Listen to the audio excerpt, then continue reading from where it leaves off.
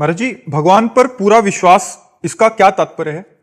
पूरा विश्वास हो जाना। हाँ, इसका तात्पर्य यह है कि हमें भारी दुख की समय विपत्ति ने घेर लिया, भारी दुख का समय आ गया, हमें दृढ़ विश्वास है कि मेरे भगवान मेरा परम मंगल करेंगे, मेरा परम हित करेंगे।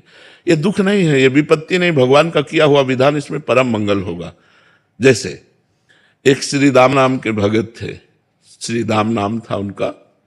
वो भगवान के परम भक्त थे और निष्काम भक्त थे। तो उनको पहले एक राज कर्मचारी के यहाँ नौकरी मिली। उनकी निष्कामता देखकर मंत्री जी ने अपने पास रख लिया और निष्कामता और प्रवीणता देखी तो बादशाह के सामने पेश कर दिया।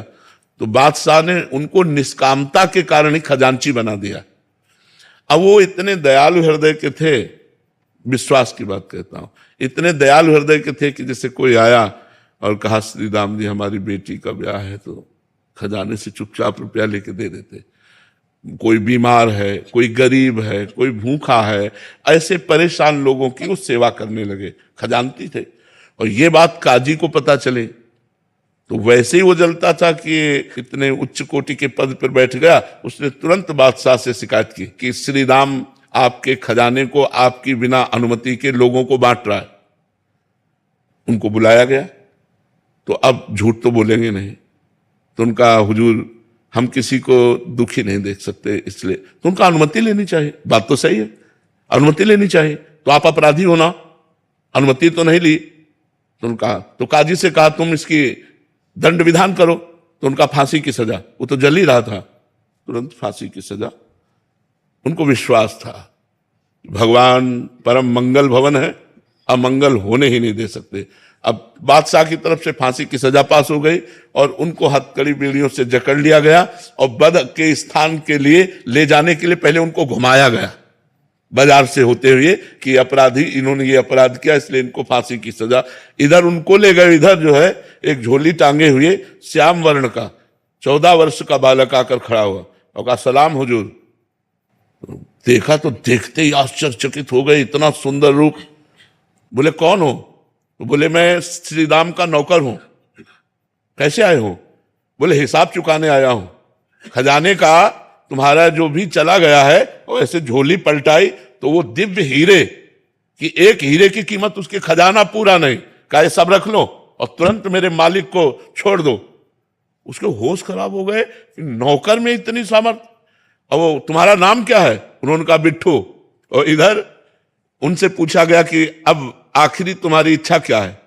तो महाराष्ट्र में विट्ठल भगवान है, उनके वो सेवक थे, तो उनका एक बार केवल झांकी करवा दो। इधर हिसाब किताब, उधर कह रहे एक बार झांकी करा दो। तो विट्ठल भगवान के पास गए और कहा राजी हो? इतने में घोड़े से दौड़ते हुए वो आदमी आए राज की और कहा श्री राम को मुक्त कर दिया जाए। और बादशाह ने तुरंत बुलाया है। तो बादशाह ने बुलाया और कहा कि वो तुम्हारा नौकर वो हीरे डालकर पता नहीं कहां चला गया, मैं दोबारा देखना चाहता हूं, एक बार उसका दीदार करना चाहता हूं। तुम इतने धनी थे, हमें क्या पता कि हम तुम्हारे गुलाम बन सकते हैं, ऐसे हीरे तुम्हारे पास हैं, तुम्हारा नौकर लेकर के आया, तुम पहले क्यों नहीं बताया? तो उनका हुजूर हम आपके ही नौकर हैं, हमारा कोई नौकर नहीं है, आप विश्वास मान। बोले कैसे विश्वास मान? वो कह के गया। बोले क्या नाम बताया? बोले बिट्ठू। अरे बोले महाराज वो हमारे विट्ठल भगवान है, वो हमारे इष्ट है, वो इसलिए तो वो रो पड़ा। उसने कहा एक बार दीदार करा दो। बोले हमारी सामर्थ्य नहीं, वो स्वतंत्र है, अगर वो चाहे तो दर्शन दे सकते। मैं तो विश्वास कि जो मैं धर्म का कार्य कर रहा हूं, भले फांसी मिली है लेकिन भगवान मेरी रक्षा करेगा। तो भगवान ने रक्षा की कि नहीं? हमारी अंतिम स्थिति तक विश्वास नहीं टूटना चाहिए। एक सांसारिक गाने में भी है, ऐसी शक्ति हमें देना दाता मन का विश्वास। मन का विश्वास, हे भगवान मुझे ऐसी सामर्थ्य प्रदान कीजिए कि किसी भी परिस्थिति में मेरा विश्वास न टूटे, मेरा विश्वास पूरा। जैसे एक जमींदारी पहले चलती थी तो बड़ा अत्याचार करते थे गरीबों के ऊपर जमींदार लोग। तो एक गरीब केवट था, तो उसने कुछ रुपए अपनी बेटी के ब्याह के ले लिए थे। तो साल 2 साल में मेहनत करके पैसा एकत्रित किया और जमींदार को दे दिया जाके, अपनी खेती से कमा के। जमींदार ने वो रुपया लिया और फाइल से नाम नहीं काटा, कर्जा का जो हिसाब था वो काटा नहीं।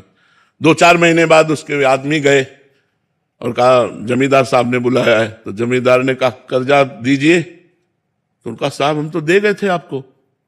अरे बोले व्यर्थ की बात करते हो, हमारी कॉपी में वैसे लिखा, अभी कटा नहीं। बोले आप अब ना काटो तो आपकी बात, वैसे तो हम दे गए थे। अब वो जमींदार अपने हठ में, अपने हठ में। तो जमींदार ने रिपोर्ट कर दी और वो मुकदमा पहुंचा। जमींदार ने रजिस्टर पेश किया, पूरा ज्यों का त्यों। अब वो गरीब आदमी, उसने कहा साहब हमने दे दिया है। तो बोले गवाही? तो उनका रघुनाथ जी अर्थात भगवान राम। तो उनका रघुनाथ जी। तो बोले अगली पेशी में रघुनाथ को लिवा के लाना। उसने कहा हाँ ठीक है। एकांत में गया और रोया कि हम गरीब आदमी हैं और हमारे परिवार का पोषण उसी खेती से होता है। प्रभु यदि आपने गवाही ना दी तो हमारा तो सब बर्बाद हो जाएगा, हमारी बात झूठी हो जाएगी। आप कहां नहीं हो? जिस समय वो पैसा दिया था उस समय आप थे, क्योंकि आप सर्वत्र हैं तो आप उस जगह भी थे, इसलिए आपको गवाही देनी पड़ेगी। पहुंचा, उनका अपनी गवाही पेश करो। तो उनका बुलाओ, उसका नाम रघुनाथ है। रघुनाथ हाजिर हो। लाठी टेकते हुए आए और जमींदार से कहा 100 का नोट वो, 200 का नोट वो, इतने सोने के सिक्का उस जगह तुम्हारे रखे, वो इसी के तो दिए हुए हैं, हमने देखा। उसके होश उड़ गए कि ये तो बिल्कुल। और अब जमींदार की भगवान के सामने हिम्मत नहीं, जब आंख में आंख डाल के बात की ना तो उसकी हिम्मत नहीं। बोले हाँ हाँ हाँ हाँ। तो 420 में जमींदार के ऊपर दंड जुर्माना लगा और वो छोड़। विश्वास कि भगवान है मेरी रक्षा करेंगे, भगवान है मेरा सहयोग करेंगे। दृढ़ विश्वास, किसी भी स्थिति में विश्वास ना टलने पावे, ऐसी शक्ति हमें दे न दाता। मन का विश्वास कमजोर होना, हर स्थिति में भगवत विश्वास बना रहे।